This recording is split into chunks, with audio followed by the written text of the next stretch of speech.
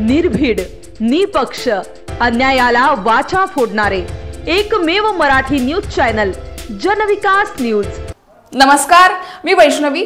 दर्यापूर विधानसभा मतदारसंघाचे वंचित बहुजन आघाडीचे युवा उमेदवार अंकुश वाघपांजर यांच्या प्रचारार्थ दर्यापूरच्या कन्याशाळेच्या मैदानामध्ये वंचित बहुजन आघाडीचे अध्यक्ष प्रकाश आंबेडकर यांच्या प्रमुख उपस्थितीत रेकॉर्ड ब्रेक भव्य सभा पार पडली।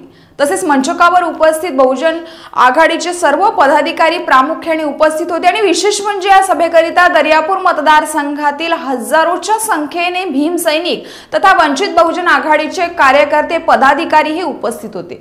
शाळेच्या मैदानात वंचित बहुजन आघाडीची रेकॉर्ड ब्रेक सभा झाल्याचे याचा कोणत्या उमेदवाराला फटका बसेल हे सुद्धा पाहणं आता महत्त्वाचं ठरणार आहे। तुम्ही आमचा एसटीचं आरक्षण आणि ओबीसीचं आरक्षणा संदर्भात तुमची भूमिका काय?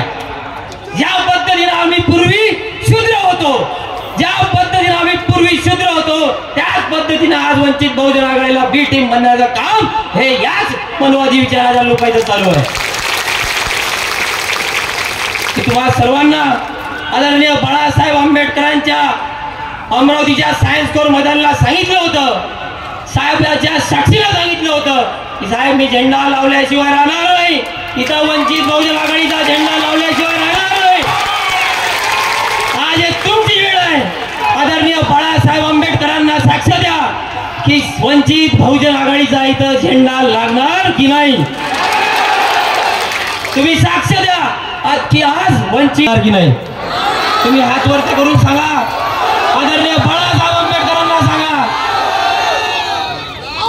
तुमचे सर्वांचे स्वागत करतो। इथला साखर कारखाना बंद आहे साहेब, इथला साखर कारखाना अंजनगाव तालुक्याचा बंद आहे आणि गेल्या 20 वर्षापासून इथली कापसाची सूतगिरणी बंद आहे। या सूतगिरणीचा सगळ्या जाहीरनाम्यात सगळ्या उमेदवारांनी सर्वात पहिले प्रश्न टाकला की मी साखर कारखाना चालू करेन, मी कापसाचा सूतगिरणी आमचा सूतगिरणीचा कारखाना चालू करेल।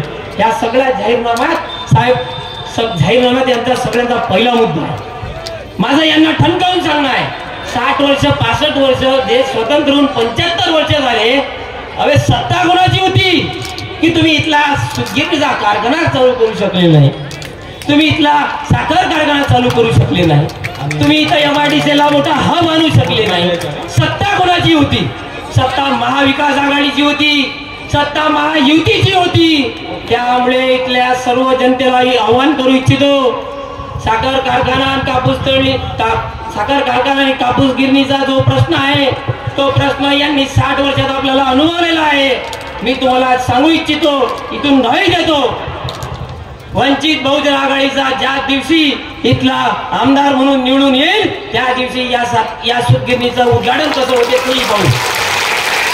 राज्यातील राजकीय घडामोडी व विविध क्षेत्रातील बातम्या पाहण्यासाठी आजच आमच्या जनविकास न्यूज चॅनलला सबस्क्राईब करा आणि रहा रोज अपडेट।